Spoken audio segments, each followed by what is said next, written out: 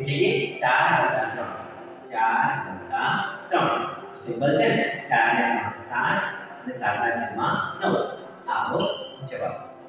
okay બીજું શું છે જ્યારે તમારી પાસે અપૂર્ણાંકના સરવાળા અથવા બાદબાકીમાં છેદ સરખો હોય છેદ કેવો હોય સરખો અને છેદ સરખો હોય ત્યારે છેદમાં જે હોય એ આપણે એક વાર લખવાનું છે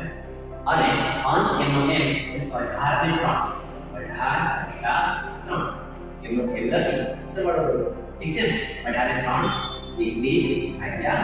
13 આપણો જવાબ ઈઝી છે એના પછી જ્યારે તમારી પાસે બાકી તો પણ આવો છો ઓકે તો આપણી પાસે જો છેદ સરખો છે